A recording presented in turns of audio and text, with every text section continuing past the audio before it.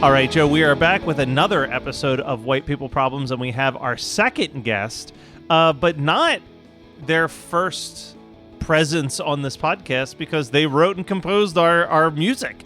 So Matt, also known as Team Goldie DiStefano, is here. How you doing, Matt? I am doing very well. I do want to explain the idea behind the theme music while I'm here, too. Yes, please. Because as I was watching the episode that we're going to talk about today here in a minute, I realized that the idea of the theme music hasn't even happened in the show yet. So we'll get to a point where the kids actually go to school, which I got about 40 minutes into this episode where I realized that they were 7 episodes in and they're not in school yet. I was like, why are they going to Tijuana? I kind of forget. It's like, oh yeah, it's the last big trip before the school year starts. But I'm getting ahead of myself. The idea behind the theme music was to do like a jangly indie rock song that is played over the post credits when they're in school. So like the scenes when they're like walking up to the school right after you finish listening to the end of Phantom Planets California, and it's the quick cuts of different students carrying their books and stuff.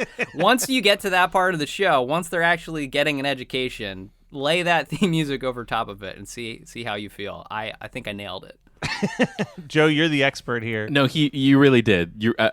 And it's so funny because like I was thinking like it's giving like end credits because like I'm watching on HBO, and so like I don't have autoplay set up, so it's like I get the full credits, and that's kind of the like the little it's giving that like vibe of it where it's just like it's very kind of a slow build up and then it ends. But yeah. But when you said that about like the school, because the next episode is one of my favorites of this season, it's a lot of that. It's a lot of just like, guys with like, 2 foot long, like 2 inches past the knee, cargo shorts, shirtless, throwing a football. Like it's giving that kind of vibe. So you hit it out of the park with this one.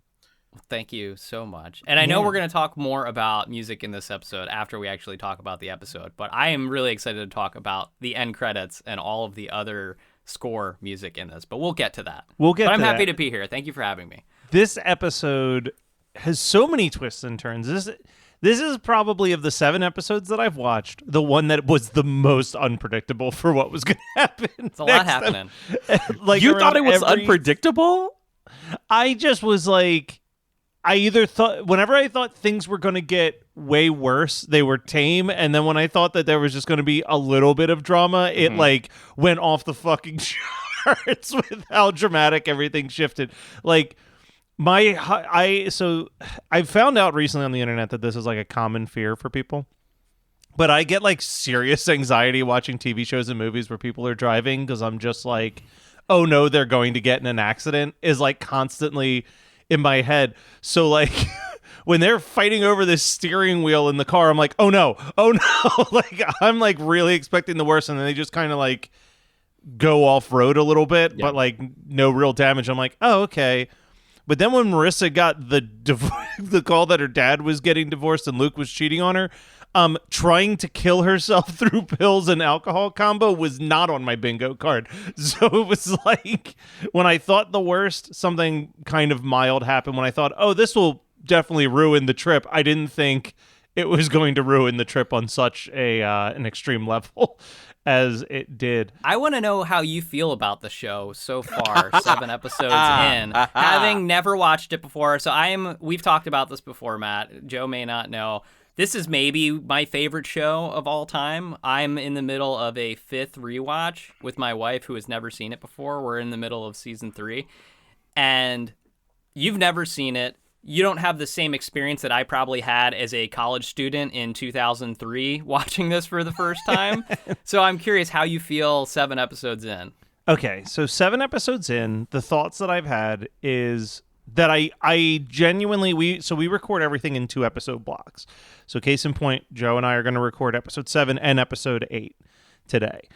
I do get bummed when I finish that second episode and I have to take a pause sometimes for a week or 2 weeks until our next recording session. Like that does bum me out. So I'm invested enough in the characters. It stresses me out. Not so much this episode, but the next episode that we watched, I feel like I was having an anxiety attack while watching because I was just so stressed by the situation. And right now, my current thought process is, this is fun. I don't think I'll ever revisit this. But I also thought that about Gilmore Girls, and I've revisited that like 3 or 4 times. Like, there's like a ton of shows that when I was watching it, I was like, this is fun. I'm never going to rewatch this. And now they're like constant rotation background noise shows for me. So I'm open to the idea that like this will be something I revisit.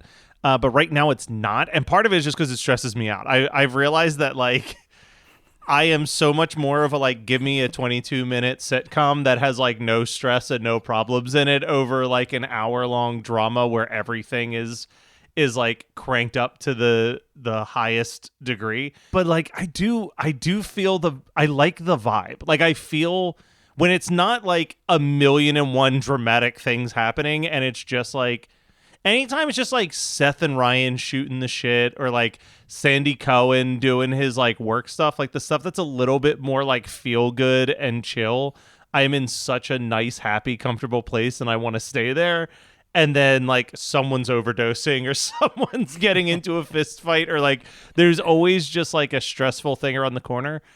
But I'm curious if like once I know the whole scope of everything and I know the characters and I know like maybe one day I'll actually like Julie Cooper. Who knows? Like it will make it easier to revisit these episodes where I'm just like, I fucking hate this person so much right now. I think that's the thing with this show in general is nearly every character, with a few exceptions, nearly every character is likable at some point in the series, which is why I like the show so much. I love all of the characters, even the ones that you don't like quite as much. There's a couple characters that you'll get to, some in the near future, some far down the line that are completely unredeemable, and you'll be happy to see them no longer in the series.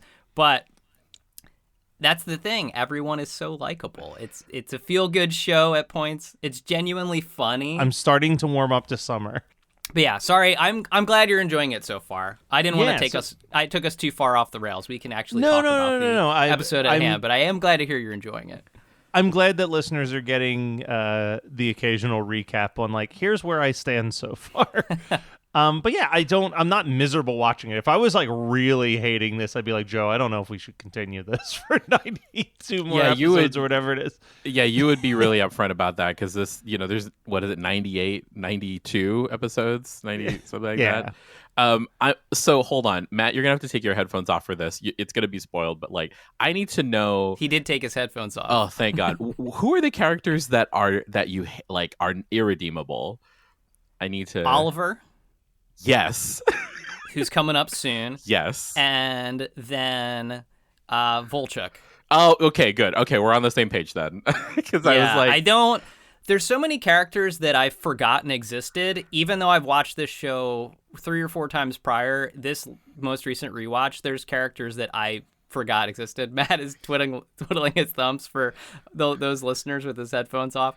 But those are the 2, at least so far, that are completely unlikable characters to me. Okay. Yeah. Okay. Good. All right, Matt, we're good. Welcome back. All right, I'm back to your own podcast. Sorry. I think this is my favorite thing of doing this show is every time that we have a guest that's like a longtime fan, there's at least 2 minutes where I have to take off my headphones, apparently. Because I want to know, that's the other thing. Like, you're getting it, you have the pleasure, like you have the pleasure of like seeing everything for the first time, but like I also have, just like Matt D, I have the pleasure of being, we know episodically like the huge arcs of the characters that we're getting and how like things that are happening now are not how they're going to react later and all of the various ways. Like when you posted Matt Kelly about our show on like around Christmas coming out and the premiere episode coming out, there were people who were like commenting that we're like spoiling things, and I'm like, don't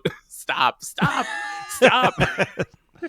I may have actually had a really big thing spoiled for me, but I'm not going to say because maybe I was wrong. I'm going to try to erase. I'm going to try to like Men in Black erase it out of my brain before it happens. So I want to start with one big complaint to my boy Seth Cohen, right? Seth Cohen underselling how great San Diego Comic-Con I will not stand for. This podcast legitimately would not exist had San Diego Comic-Con not been a thing, and I will fight for that. So wait, is this? Let's backtrack. What time of year is San Diego Comic-Con? Like it is way too late for it to be San Diego Comic-Con. Side note, because it's like mid-July. This is just like a general Comic-Con that they're going to in. Okay, August. Different story if it's general Comic-Con. If he's talking about SDCC. That's where Joe and I first interacted. I think that for there's some like SoCal isms that I really love because like these are things that are actually that hold true even still till today. So I feel like, and especially at that time, Southern like SDCC was a completely different thing. Like it felt different than what it is now, right? Like 2007. Yeah, I guess this is a pre like MCU San Diego Comic-Con that we're talking about. It's pre MCU, like the kind of watershed moment of that most people who have been at least of my age, like when I was in high school, was the year before Transformers came out, 2007, like the first Michael Bay Transformers. The year before that came out, when it was being advertised, like there was a like full, like they had a semi on the exhibit hall that was like a full, like, like an Optimus Prime semi that had like the Autobots like logo on the front, and that was a way to like get people hyped up for the movie before the panel. And so, but that ends up being like the watershed moment where from there it like goes and escalates into this huge what it is kind of now. Like it's all the ramp up into what it is now. So like I think they're correct in I think they're trying to say that it is San Diego Comic-Con because it has been a thing for so long, but it's not like what it is now. Like if they were to do it because I snuck you in before so you could see the setup, and the setup the day before San Diego Comic-Con is chaos. Like more moving things happening all at once as like what would you say, like almost 5,000 tables worth of people are setting up simultaneously. It's chaos. The fact that like it's literally, that was like on the Tuesday before the first like real, like the preview day of like 24 hours before people, like regular people, enter the floor.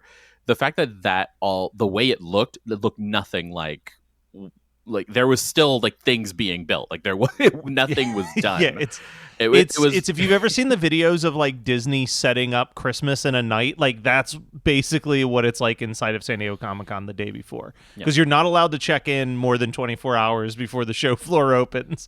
So you've just got thousands of people running around building their individual setups all at once. And then like Geekscape's just like, all right, we threw up a banner, we got our table, all right, we're gonna go get lunch. But like you get to watch this whole world getting assembled all simultaneously at once. It's chaos. All right, but anyway, I just wanted to vent about that a little bit and to point out that the show wouldn't exist if Joe and I didn't meet at San Diego Comic-Con.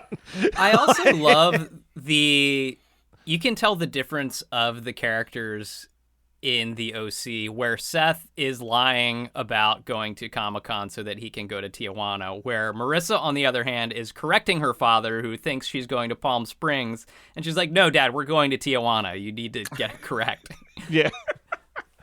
This is very true. Which I loved. I completely forgot that happened. And she's like, no, we're going. I'm like, oh my God, the privilege. That's the other thing. It's like, because he's also an OC kid. Like he grew up in this world as well. So he was like, oh yeah, sure. Like, yeah, go for it. Whatever. Have fun. That's what you do. Yeah, that's what you do. You go to TJ, which, by the way, does anyone know? Is that like a thing? Do they call it TJ? That's a SoCalism. That I hate it so much. I absolutely hate that they just call it TJ. I don't know why it bothered me so much. Well, because it comes out of Summer's mouth, which is just like, it's very Summer does that thing that I hate that people do, where they give you nicknames against your will, like without your consent. Like she just starts calling him Cohen. She calls her Coop. Like she, in order for her to kind of put them in a box in their head, like she has to name them something. So like when she says TJ, it's like, oh God, eye rolly, I hate it. But that kind of is a SoCalism. Like most, we is like, oh, we're going to TJ for the weekend or whatever.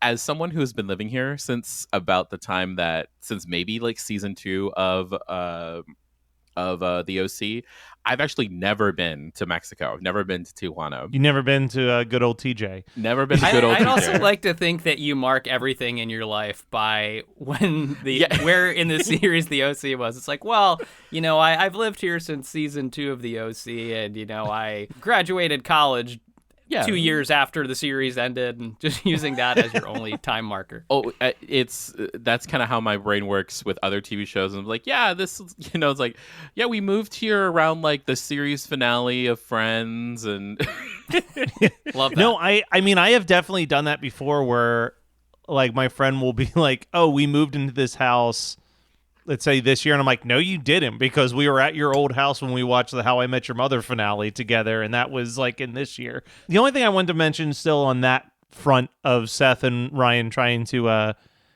make their plans is that there is a pretty good Seth line. He's saying, we got to go to Mexico. They say that what happens in Mexico stays in Mexico, and then Ryan asks, well, but what happens in Mexico? And he goes, I don't know, because it stays there. Just great, top-notch. I love the way that Seth's dialogue is written, and we're going to get into some top-notch Seth sass very, very soon. Lots of it. That's their little subplot. They're saying that they're going to Comic-Con, but they're actually going to TJ. I still have some sick in my mouth at the fact that Marissa and Luke have had sex, but Luke is just still having sex, by the way. Like it wasn't just like a one and done thing. Like they are we see them in the beginning of this episode like actively doing it. I'm like, ugh, yeah, no. Yeah. But then Luke is shocker, Luke is a douche, but like Luke is such a dick that Marissa's like, I don't know if I want to go party in Tijuana because my dad's going through a bad time, and he like storms away. Like, I'm like, God, he is just such a fucking piece of shit. Well, you also forget, because all of the characters, with the exception of Marissa, look like they're 30 years old. Yeah. And he's playing a 17-year-old, which that's exactly how a 17-year-old would react in that situation. For sure. And then just I just a horny wrote water polo player upset that his girlfriend doesn't want to bone. I also wrote, Holly is impressively scummy. She's perfect for Luke. But like she is, like this whole episode, I'm just like, God, Holly sucks. Luke sucks. Like everybody sucks. I also love impressively scummy. All right, that's the title of another podcast for you, right there. I also love that there's like contradictions in my notes, because I just write them in real time as I'm watching. So the one says, Jimmy Cooper is still pretty likable to me despite everything that's happening around him. But then later in the notes it says, well, fuck you, Jimmy. How dare you kiss Sandy Cohen's wife? Jimmy Coop is a roller coaster ride. We mentioned characters become likable, characters become less likable. Jimmy Cooper is up and down through his entire tenure on this show. I want to like Jimmy, and then he'll do things that make me dislike him. And similarly, this has happened in the past, and it definitely happens in next week's episode. A character like Luke is a character that I want to hate, and then he occasionally does something good and likable, and I'm like, fuck. I just want to dislike you. Which is cool about the show. I think I said this even in like our first or second episode. Like, so many of these characters live in a very gray box of like, they're not fully evil, they're not fully good. They are like always capable of doing the wrong thing, but also fully capable of doing the right thing randomly. And I think that that's cool writing. I do like that. I'm forgetting though how Summer ends up writing with Ryan and Seth. How does she end up on this road trip? I think she was going to be going down with Marissa the day after, because they had to, Luke and the polo team had to take the freshmen to watch the donkey show the night before. They had to get and now there Marissa's early. not going, so she doesn't. Gotcha. Okay. I was like, how Right. did she end up in that car? So There was some logic to it. Gotcha. She convinces Marissa to go. Jimmy's like, you should go. You should honestly go. Go have a fun time. Yeah, go to Tijuana. So I can Well, I try to keep disappear. my life together here, and I'm falling apart. Get away from me. While I try to what is it was Kirsten, right, who told him like, don't just like leave. Like, Yeah. just like leave in the middle of the night, Which was clearly his exact plan.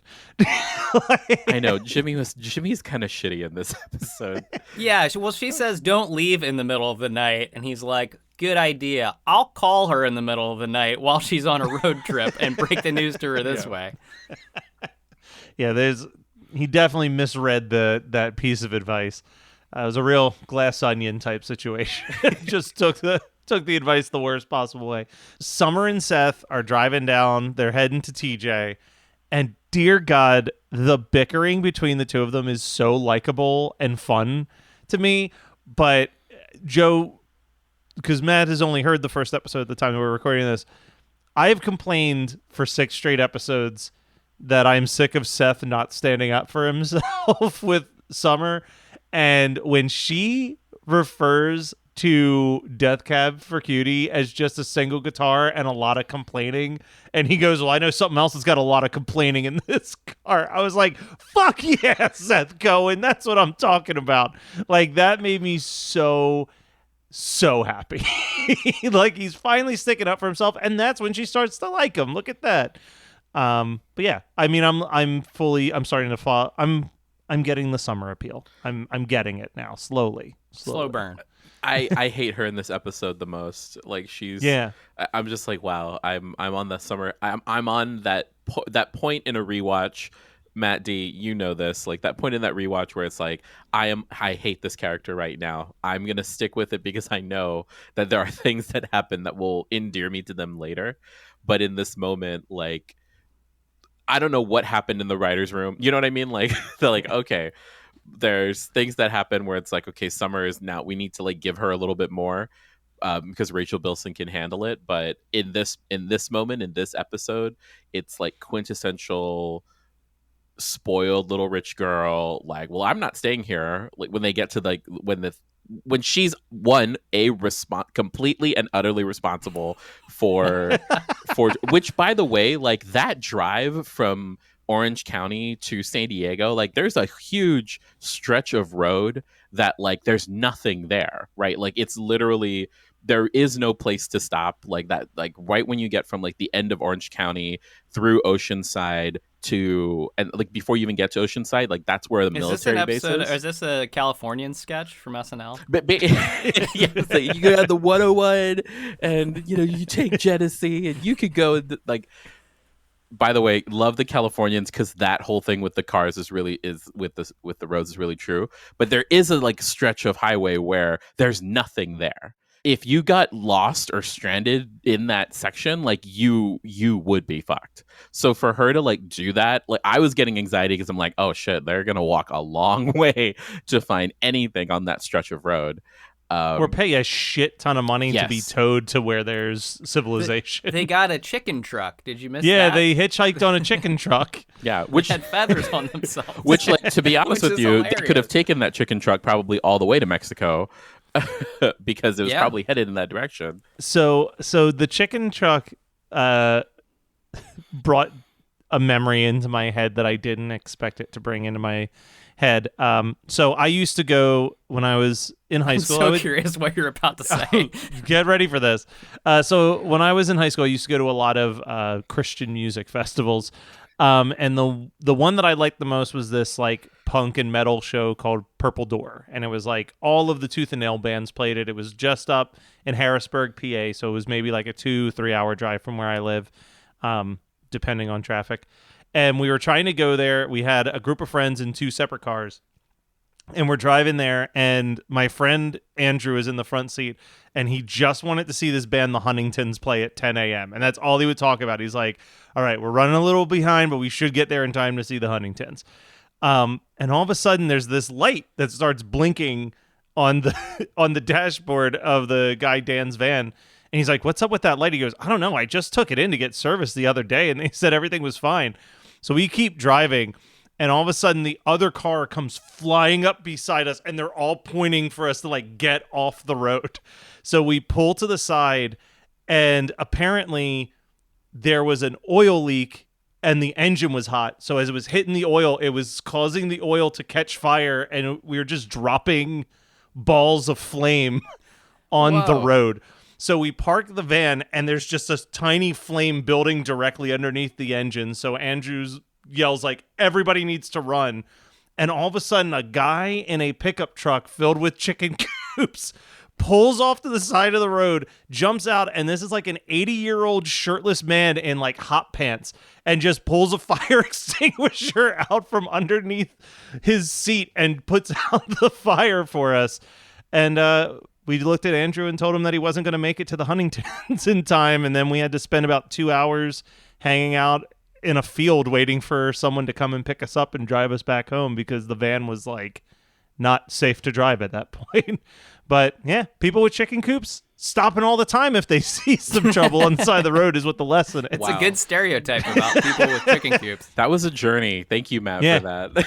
If you're worried about your car troubles and you see a car with some chicken coops in the back, you better follow close beside. Yeah, be like, all right, I'm in good hands.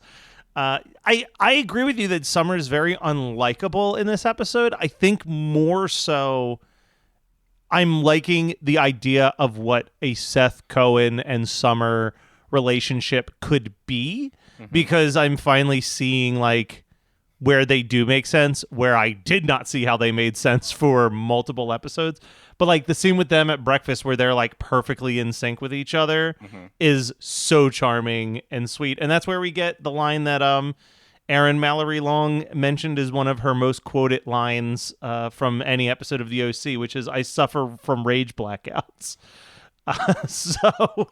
So here we are, seeing that relationship blossom, seeing the love between these two characters take place. Summer's also a good friend in this episode, too. She is. As the episode progresses, like she has Coop's back. Speaking of rage blackouts, that there's a callback to that later when we get to the bar. Boom Booms, is that what it's called?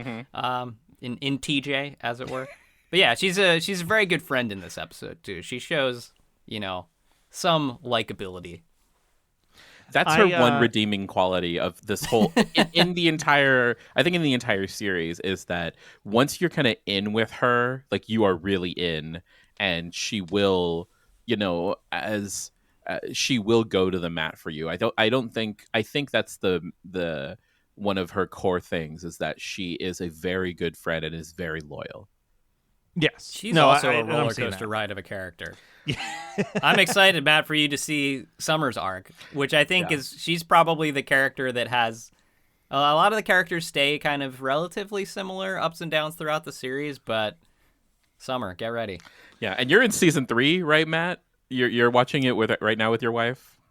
Yeah, we're in season 3 right now, which, full disclosure, I think I told this to you before, Matt. Season 3 is the worst season.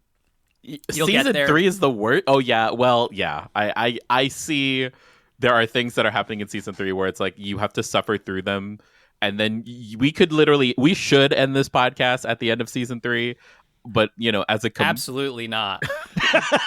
I love season 4. You love season 4? Yes. So we know who's going to be on here a lot when we get to those last couple of episodes. I love season 4. There are so many fun episodes, and there's. Matt, you'll figure out who characters are at some point, but there's a female character that's young that is primarily featured in season 4, who's a really fun character. Yeah. I love how they wrapped up the series. Big fan of season 4 after season 3. Season 3 is a little bit of a slog to get through after watching it, once. Okay, well, I can't wait to get to season 4 to be reminded of, because there are a couple good ones there. The series finale is probably one of my favorite series finales ever. I think they do a really good job of just making it a complete thought. Yeah.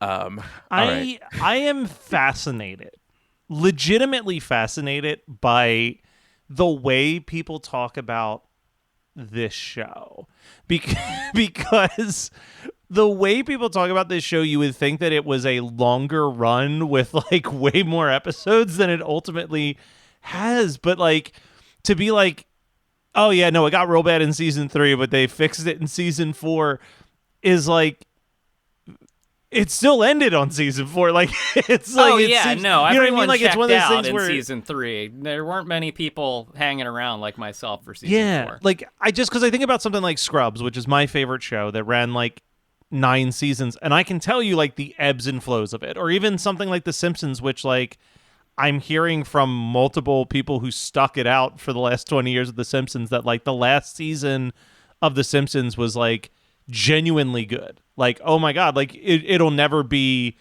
season 3 through seasons 9, but like whoever they have writing it now is great. Or the way people talk about SNL, where it's like, it goes in these ebbs and flows. They have great casts, they have not so great casts, they hit all these different beats, but those are always shows that lasted like close to 10 seasons.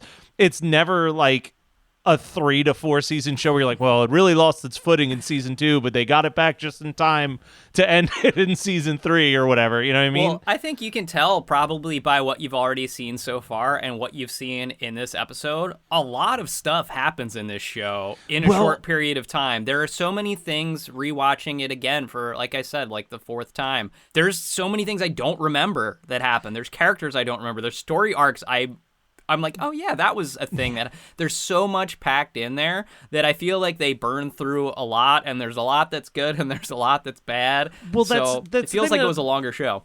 I know that we've said this before on the show, but like from watching it from my perspective, like the Jimmy Cooper stuff, I think in any other show that would have been stretched out for episodes. Mm-hmm. You know what I mean? Like Jimmy Cooper being found out as like this embezzler would have been like, I think we said like the mid-season break episode, and in this show it's season 3 or 4 that it's out in the open. Like, we don't make so many TV plot like this details anymore. happen so quick. This is also like this is pre-conceptions of streaming, right? Like this show comes out and we're just starting to, it's at the height of like DVD, season-long television DVD culture.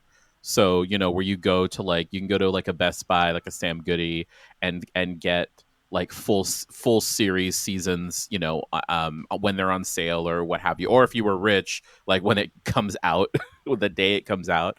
So this is like a pre people and writers thinking about the bingeable quality of it and the on-demand nature. So like, there are things that are very repetitive, like, to kind of bring it back to the episode, when Ryan punches Luke in the bar, it's like, how many times have you done like unprovoked, or maybe in my mind, an unprovoked, like violent Oh, I wrote down, one of my notes was, totally sweet, provoked. a Ryan and Luke fight. This hasn't happened yet. Oh, I love that. I just watched this morning. Was sitting on the couch by myself, and when he punched Luke, I went, yeah, to myself. No one else is home right now. I just love Ryan's character so much, and when he stands up for other people, it's so fun. But yeah, you're exactly right. It's already happened before. It doesn't make me love it any less. There was a point where in 3 episodes they had unprovoked fistfights 4 times. that's more fights than episodes at that point. Yeah. I also wrote down the note, oh, what a shocker, Luke's an unloyal fuckboy, which like it was not a shock to anybody, I don't think. To Joe's point, like when this show came out, you weren't binging shows. You weren't getting this whole season, there's like 27 episodes in this first season. It's crazy. You weren't getting them all at once. You're watching them, week by week. I think this episode, if I remember correctly, was right before the World Series. So there was like a 2-week gap or a 3-week gap between this episode and the following episode. So you had to like wait. And then you couldn't immediately go back and watch things. I remember Fox re-aired over the summer following this season. They re-aired the entire first season over the summer, which is how I watched it twice within the first year that it was out. I was like, yes, I love this show. There's no way. Maybe DVR existed, to your point, Joe. Maybe rich people had DVR. I definitely didn't. I was a poor college student. and just graduated college at the time. I had absolutely no money to spare on DVDs or things like that. So I was like, yes, I will tune into Fox every week to watch this show again. Something else that just sprung to mind, Joe mentioned like the DVD TV show bingeability culture that was definitely like starting to pop up towards the later half of the 2000s. Like, let's say like 2006, 2007 was when that was like really popping off. I haven't done the research for this, but I feel pretty confident that post Family Guy getting its revival due to DVD seasons, I bet if you look into it, there are a lot of shows that got questionable second seasons based on them being like, well, let's see if this catches fire on the DVD release before we like fully end the show, because there was such a history of like, first season didn't do well, gets released on DVD, people start renting it or buying it, becoming obsessed with it, and then all of a sudden the second season's like quadruple the viewership. Firefly. Yeah. Firefly gets a whole Firefly gets a cult following. And a movie. But like, you know, that's how, I mean, I'm gonna be honest. Like, I didn't have that season of Firefly on DVD, but I did see it on streaming, and so see, that's why we don't make TV like that anymore, where there's physical media and sales attached to it. Now it's all streaming and downloads. Because like I'm currently in a rewatch of Scandal. This is probably like the second rewatch of Scandal that I've done in my life, and similar to you, I think it was Matt Kelly who said this. Like, similar is that like I don't understand why I'm watching this. It's not something I thought I would ever rewatch, but like as I'm rewatching it, I'm like, oh, that's right, because there's actually these fun moments, and the show itself is kind of campy and bonkers, but it's aware. You can tell that it's aware of the streaming, the nature of streaming, because where the cuts would be to like commercial when it aired live are very seamless now, because this is what takes place in like 2013 is the first season. And so from there, it's now becoming aware, like, okay, this is a show that people are going to stream, and how do we make it for that? But at the same time, it's still like 20 episodes. You're getting like 22 episodes. So like the mid-season finale is very defined, and there's a whole arc in the beginning. We really we don't make shows like this anymore. They don't last. I love if you're watching like a 90s, like prime example is someone who just finished watching Friends, but like Friends or Fresh Prince of Bel-Air, or even to a certain extent The Simpsons or whatever, these shows in the 90s that were way before anybody had a bingeability or had stuff on physical media. There's this amazing thing that is now gone, where the ad bumper ends with a line of dialogue, and then after the ad they find a different way to repeat the same line of dialogue. It's like, in case you forgot where we were 3 minutes ago, we got to reset. Idiots couldn't maintain the plot of this sitcom for 3 minutes of commercials. It's like, you know, it'll be some like dramatic reveal, right? Like someone walks in, it's like, oh, and this is my daughter. And everyone's like, oh, your daughter? And then like fade out, go to commercial, and then it fades back in, and a character's like, she's your daughter? Love it. Oh, it's so good. Bring that back. Why? Yeah. Even in shows that don't have act breaks anymore in streaming culture, just throw them in there. You know, maybe a TV network will slot them in for a marathon or something. They'll need to put in commercials. Put them in. I'm for it. The only two things that I have written down that I think we need to talk about before we get into like our two closing segments. There's only a little bit going on with Sandy Cohen here, but this plot line does bleed into next week's episode as well. So he's being kind of poached to get a better job. And the only thing I don't get, and maybe this is just him and Kirsten's relationship, and I just haven't caught on to it just yet. He's kind of a douche a little bit in this episode to Kirsten when the surfboard shows up, where he's like, yeah, I'm not going to take that job. But he like acts like he's going to take that job for a little bit. And it's like, oh, come on. You just like being the breadwinner in this house. You're glad that you're not Julie Cooper, blah, blah, blah, blah, blah. And there's never like an I'm kidding. He just leaves the scene. And I was like, that seems real douchey out of like the only person that I've seen be completely likable and never have a flaw in Sandy Cohen. But everyone's flawed in Orange County, Matt. You're going to learn this soon. I'm starting to pick it. Just trust me. I don't like where things are going with this Kirsten Jimmy Cooper stuff. I don't want to spoil a note for next week, but I definitely wrote down, don't you dare give me some type of marriage drama with these two people. That's the thing, though. Like, I think what sets this show apart from other teen dramas, I'm like a huge Dawson's Creek fan, too. Also 90210. In those shows, the adult characters are like paper thin. They're very one-dimensional for the most part. Like Dawson's dad on Dawson's Creek is just like, hey, he's a nice guy, and they have trouble in their marriage, but it's not this whole like these developed characters that have long arcs that, you know, exist episode over episode. 90210 even more so. Those, you know, the parents on that show, there's not a whole lot to them. Where I think the OC, they really dive into the adult characters as much as the teen characters, and they have interesting storylines. I think that's one of the things that really sticks out to me about this show being at least a little unique in that genre of television. Yeah. Nice. And because this is also around the time that we're getting like Gilmore Girls, right? So Gilmore Girls is around, and the mom is definitely her drama. It's just as big as like I would Lorelai's say bigger drama. for the first 3 or 4 seasons. Lorelai is more dramatic than Rory's. It's a lot of Lorelai. This is around probably the time of what like Everwood, right? So which Everwood. a show I never watched, but like it was always, I'm like, I think I kind of know what this is about. There's a handful of those, like Seven Heaven. I could not tell you what the fuck Seven Heaven was about, but I know that I heard the theme song in the living room. My sister was watching it. The dog's name was Happy, and I only know that because a friend called me that as a nickname and still calls me that.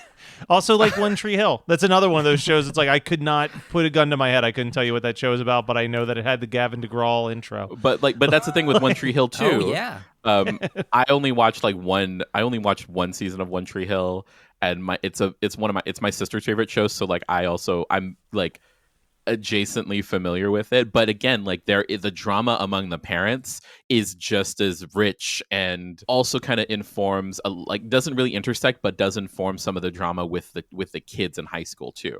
So that's where, and I think it all starts, like, let's trace it back. I think it all kind of starts with the OC, because it's like Peter Gallagher has top billing. Peter Gallagher is like, we're giving him a lot to do because he is supposed to be the big draw of the series, or at least how we're meant to be felt about the series. He was the only name really when the series began. This was the launching pad for a lot of people.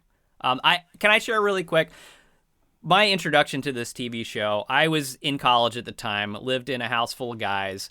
For some reason, we all got together and watched Dawson's Creek every week. That was a big bonding thing for us. We all really loved Dawson's Creek. So when Dawson's Creek came to an end, we're like, what are we going to do? What are we going to fill this Wednesday night gap with? And then Fox was like, well, we have this, it's not Wednesday, but it's Thursday. So I don't know if it'll fit. We saw the trailers prior to this, and it must have been email at the time. Texts weren't huge. Maybe it was instant messenger. We were sending each other like, have you seen this? The commercial for the OC? And it started prior to us going back to school. So we coordinated that everyone would start watching it so that we could pick all up together watching the OC. And it was our Thursday night ritual. We would watch the OC. One of my roommates named Biker, because he rode a bike, very creative nickname. Every episode at the beginning during the theme song, he would open our front door and yell, "Welcome to the OC, bitch," to the entire neighborhood.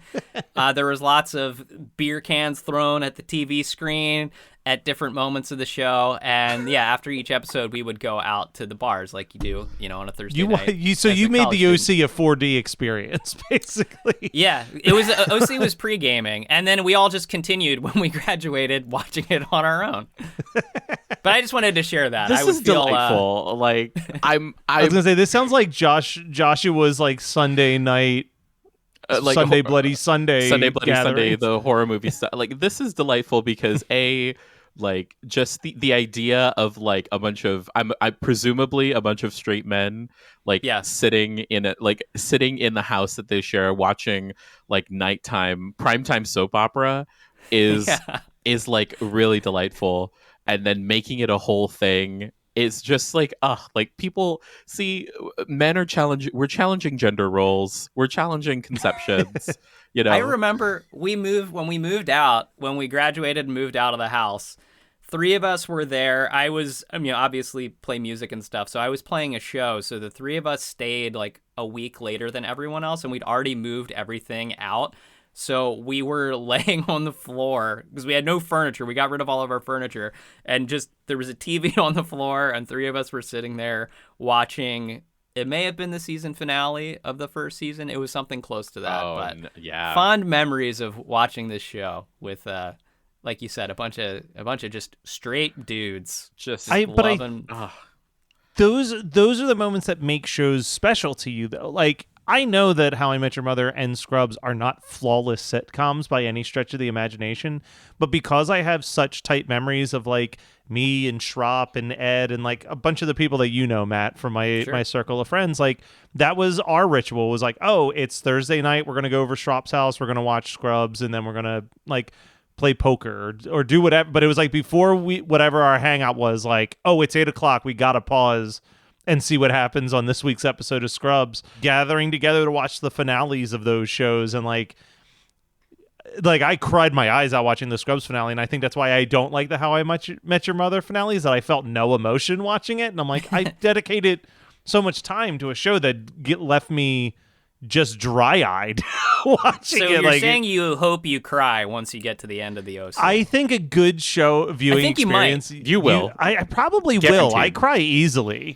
that to me is like a successful tying up a show. I cried my eyes out watching like the Parks and Recreation finale, because I'm like, that's one of the most perfect sitcom wrap-ups I've ever seen, right up there with like something like The Good Place. Like, if you can really cried during the OC yet? No. Okay. I think you should keep a running counter every time you get misty during the OC. I'm curious if I even hit double digits on this, because I don't like most of these characters. And the only other note that I wanted to bring up was that I wrote, is making the absolute worst decision on how to deal with disappointment just the Marissa Cooper special? Correct. Yeah, it is. Based on the last 2 episodes, I'm like, ooh, you saw Ryan kissing another girl and you're not dating Ryan, so you better go fuck Luke right away. Or your dad's getting divorced and Luke is cheating on you. Let's take a shit ton of painkillers and get drunk in a bar and hope for the best. Like, she is reckless in this show. Yeah, that is a character trait that will continue. Does not stop. All right. Do you like to laugh, geek out on music, and learn all about that band or artist who had that one song back in the day, but then seemed to fall off the face of the earth? If so, you need to subscribe to One Hit Thunder. Together with an array of interesting and hilarious guests, we do a weekly dive into one-hit wonders like Eiffel 65's Blue, Krayshawn's Gucci Gucci, EMF's Unbelievable, Delamitri's Roll to Me, Los Del Rio's Macarena, Musical Youth's Pass to Dutchie, and even Patrick Swayze's She's Like the Wind. So are you subscribed to One Hit Thunder or what? As Desiree would say, you gotta be. And as K7 would encourage, you gotta come, baby, come and join in on the fun of the One Hit Thunder podcast. Come, baby, come, baby, baby, come, come. Come, baby, come, baby, baby, come. Let's talk about some music. So there was quite a few songs in this episode. To quickly run them down, when everyone's trying to make their plans for the summer, we are hearing Good Day by Loose. I'm not familiar with this band or the song. On the road trip, they're listening to Death Cab for Cuties, a movie script ending. When they get to the club, we're hearing Out of Control by the Chemical Brothers.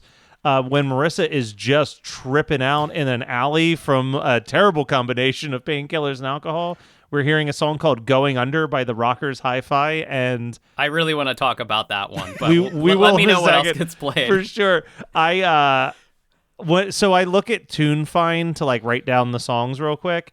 And when I saw Going Under, I was like, man, I hope this is some weird ass Evanescence cover. It wasn't. And then as Ryan, like a superhero, lifts up Marissa from this alley, we get Mazzy Star's Into Dust. And I'm trying to remember Has this song already been used in the show, or is it just a different Mazzy Star song that we've heard? It's used in episode 1. Okay. When it's a callback, because when he carries her from her driveway to the pool house. Ah, look at that. See, that's good. That's good symmetry. I knew it was a Mazzy Star song somewhere in here. Do you think that when they were doing like the chemistry test for the actors, that they were like, okay, so now we're gonna get Ben, you need to pick up Misha. We need to make sure that you can do that. And what it looks like to do that. Because it's also like hero shot, iconic, like it is an iconic image of the show, and we're gonna see it a few more times, like a lot more times actually, in very specific places. But probably not the last you've heard of Mazzy Star either. No. Yeah, the music on this show. So like obviously the music is the character. New York is a character in the movie. Whatever. Yeah. Fucking hate when people stop like.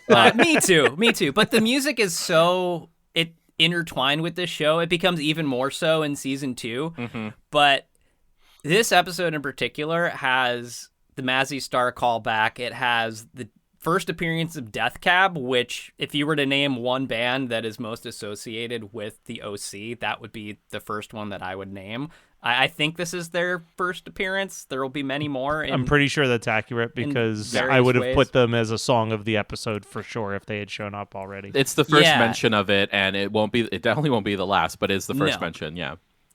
And also, we were talking about the end credits theme, which is great, by the way. There's 2 different end credits themes. There's the one that you've heard so far, which is the sort of explosions in the sky, ambient, post-rock kind of vibe, which is great. There's also a weird kind of surfy one that'll pop up at some point down the line, very jarringly, and then it switches kind of back and forth between the two. But the composer who did the score, I had to look up the name, Chris Ting. I think the score on this show is amazing. Like, all of the music kind of throughout, you get in this episode when they're on the fold-out couch, you get like the Ryan and Marissa theme, the kind of piano theme that's recurring for them. Mm-hmm. You just get all of these really cool moments throughout the whole series. This Chris Ting also did the music from Futurama, which I didn't realize when I was looking this up. But really cool music. There's a YouTube video that's like an hour and a half long that is all of just the music score from the first season of the OC. But let's talk about, what was the name of that song? Going Under by Rockers Hi-Fi. Yeah. As I was listening to this song, I'd never paid attention to the lyrics before, but I knew we were going to be talking about the music. So I start listening to the lyrics. So I'm just going to read you the lyrics of this song while Marissa is in her pill-induced haze and is making her way to the alley. Ladies and gentlemen, Matt DiStefano reads lyrics. Here we go. Yes. I'll happily come back and do this anytime. But the lyrics to this song were, now you got me walking on the sidewalk, talking, moving, looking, stopping, farting like a dog, barking, which I thought that's what I heard, and I had to go on to Genius to see what the lyrics were. And it turns out, farting like a dog was the lyrical vibe that we wanted as part of this very heavy scene in the OC, which kind of blew my mind. I also, this is nitpicky as hell, but man, that song doesn't sound anything like what I would expect from a band called Rockers Hi-Fi to be producing. It's like a droney, like, I don't know, when I hear Rockers Hi-Fi, I'm like, oh, this is going to be like some crazy rockabilly band or something.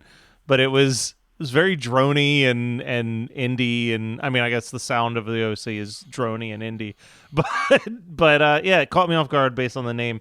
Are we ready to pick what our different songs of the episode were, though? Nearly impossible, but I'll go last. Okay, I'll go first because my it's a toss up between the Rockers Hi-Fi tune and the Mazzy Star tune. I'm going with the Rockers Hi-Fi though, and the reason why I like it sticks out for me in the episode is it doesn't fit, right? Like, it's very much, it serves the purpose to like show the drug-induced haze. Like there's a bar in TJ called Las Pulgas, which means the fleas. It means the fleas in Spanish. It's got like a dirt floor. That's kind of what she like stranded in that bar, as all like the people are looking at her. But like the thing about it is, I'm listening to this and I'm like, the music supervisor for this is like, you know what we really need to kind of to like signal a potential overdose on pain meds is like this house neo soul type inspired, and I'm like I kind of love it. Like it fits. It really fits, but at the same time it's just like it's got that druggy vibe without it going immediately to being like, because at that time it could have been like a go situation with like raver music or whatever. So they signaled that with a house feel, but it's also like very neo soul, and just it's kind of beautiful how it all fits there together. So do you want me to read the lyrics again? See, because I was like focused on the farting like a dog. Farting like God, it's just like it's like that. Listen, we can pick on farting like a dog a lot, but I know that you and I are both fans of the Alkaline Trio, whose most famous song starts with "shitting like a dog" or "shaking like a dog shitting razor blades." So like, don't love that lyric either. Well, see, I was just like, I didn't even catch that, but again, like it's that thing where like the band Sylvan Esso was on Jimmy Fallon, and one of their lyrics, which they did not bleep out, was "Don't you look good sucking American dick?" and and so like I didn't pick that up, but like the fact that we're able to just like, okay, we're just gonna get away with it. We're just gonna like, it shows that they were going for a feel and a mood more than they were like lyrically, which is like what the which is what the Mazzy Star song does. It's like, okay, you're actually meant to kind of be a little bit ruminate a little bit more on it. But I chose the druggy sequence just because like, yeah, it really fits what they're trying to do in a way that they could have gone so many different directions, especially with music at the time. And I like how they pick that. I think it's a little interesting that of all the music that we've heard kind of so far, it's the one with the most soul. And I mean that in like a racial way to kind of signal like the druggy aspect of it.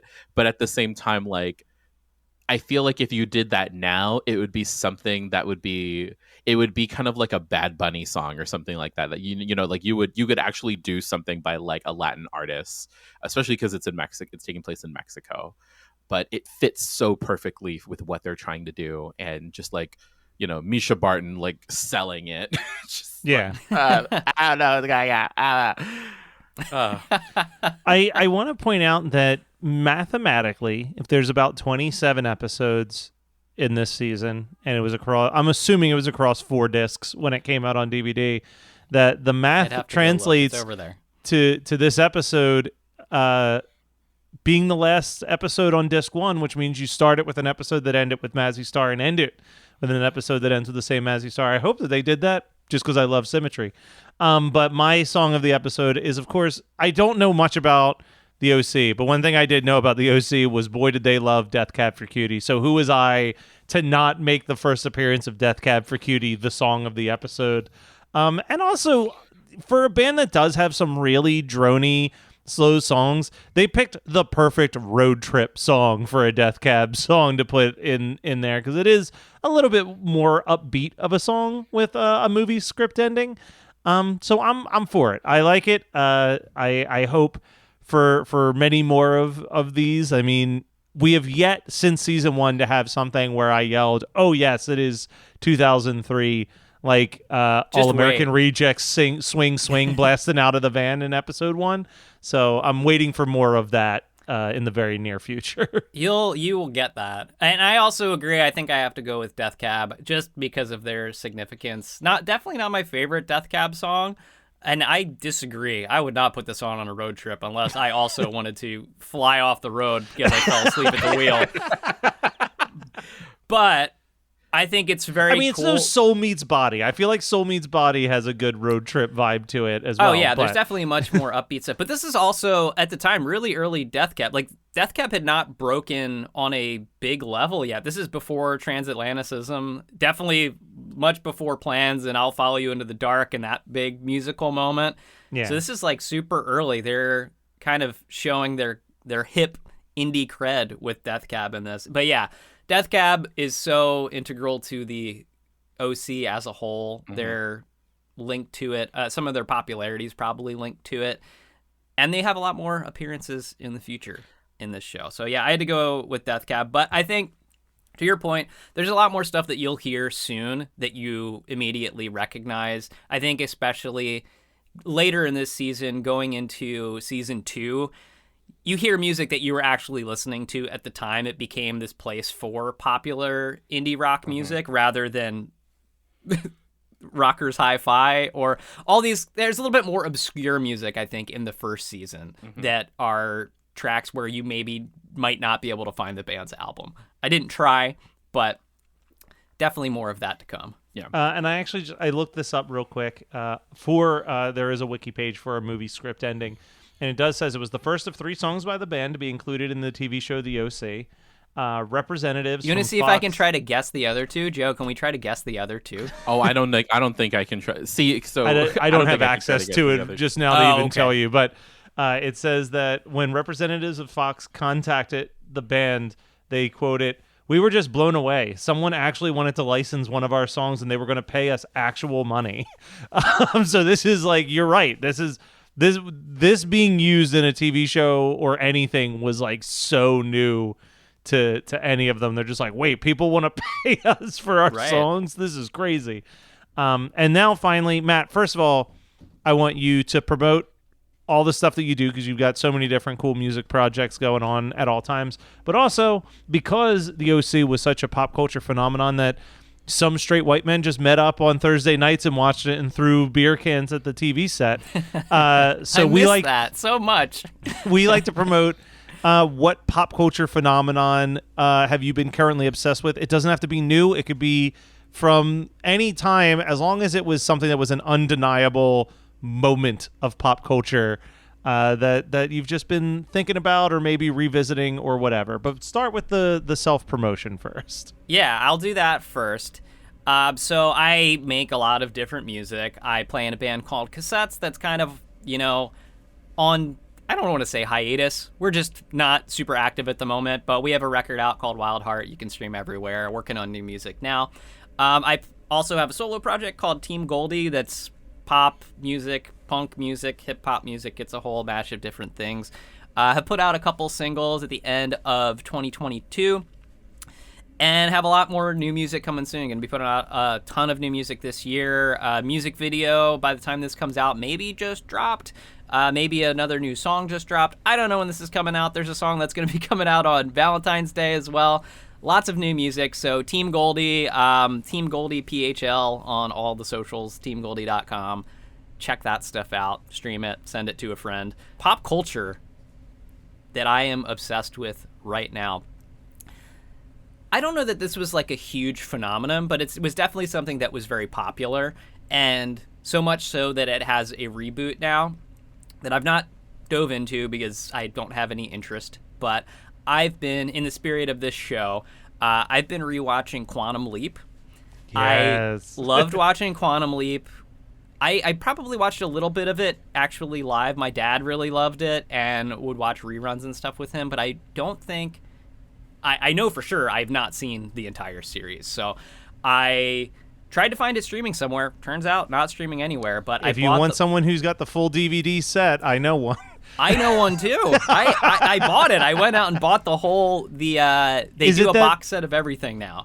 Is that the weird Miller Creek one where it's not even like the discs are in a case, they're just in individual sleeves? Yes. So when that showed up in the mail, I pulled them out and my wife was making fun of me because I was like, these are just sleeves. It's just shittily packaged. There's nothing in here. She's like, you're complaining about a Quantum Leap DVD box set. I felt the same way though. I'm like, what the fuck is this? Right. But that is how I'm watching it. And that is I think there were DVDs that existed before, but it may have been like a Wonder Years situation where they didn't have the music licensing correct on all of them, which is a big part of that show too. But this one, everything's straightened out. So yeah, I've been watching that.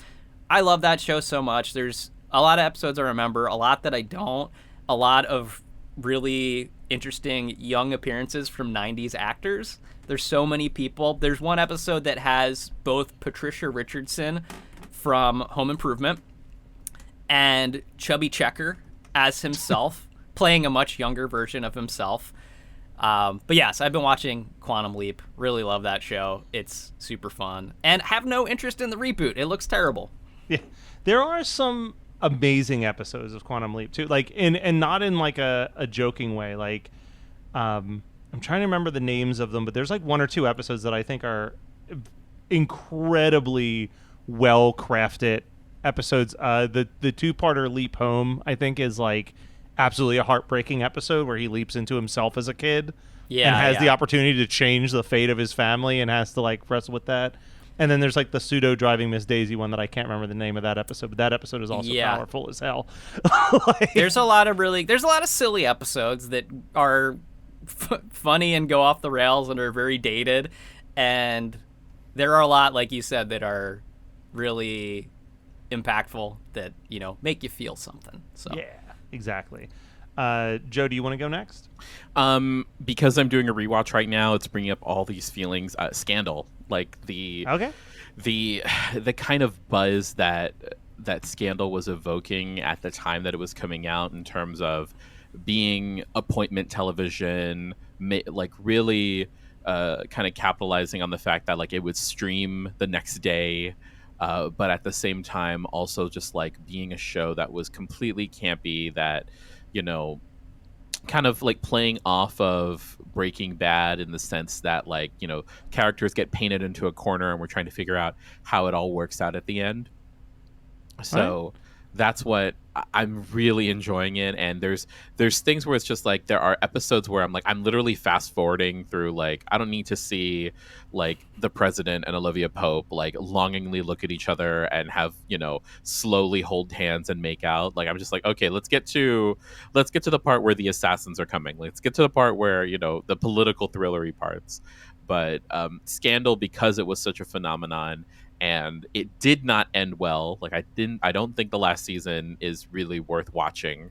As a completist, I probably will still have it on in the background, but it's what I'm kind of currently obsessed with. All right. So when I was in high school, I was obsessed with the like, I love the 80s, I love the 90s, I love the 70s shows that VH1 was producing. And there was one episode that stuck out in my brain specifically, where they talked at length about The Day After, which I had never seen, and then recently found out that someone had uploaded the whole movie onto YouTube. So I was like, oh, I'm gonna sit down and I'm gonna watch The Day After. And I mean, the actual like 6 or 7 minutes where it is the nuclear fallout sequence is like chilling and well done, and I totally get why that was like such a like big moment and like actually affected the politics at that time. Like, it was a talking point. But the other hour and 50 something minutes of it is slow and boring, and I do not recommend it. But yeah, you can watch the whole movie on YouTube, or you can just look up the 6 minutes that I'm talking about. You're really selling us on it. Oh yeah, no, I recommend the 6 minutes over the full movie. But yeah, so The Day After, I gave that a shot. That was like the most watched thing on television, I think, in 1984, if I'm not incorrect. But yeah, can't recommend it though. I did watch it. Some people might have to drink based on that fact. I don't know. Yeah, who knows? It's possible. I don't. These facts don't live in the brain. They're like a fishing story that I've heard down the line and never bothered to research. All right. Well, Matt, thank you so much for joining us. Thank you for the great theme song, which I don't think I've ever said is unofficially titled "Welcome Bitches." Oh yeah, I think it's just welcome bitch is what. Okay, welcome bitch. Yes, there's welcome bitch was long what and welcome bitch short. Yeah, it's called welcome bitch. That's what I just labeled the file. So yeah, Well, that's what I'm unofficial theme officially song. calling it. This is the unofficial name of the White People Problems podcast. Yeah. So thank you for that, and Our we'll be theme back. music is "Welcome, Bitch." Please throw that tag at the end of every episode as it's playing. You're currently listening to Welcome, Bitch. And we will be back next week. This was The Escape, and next week it'll be The Rescue.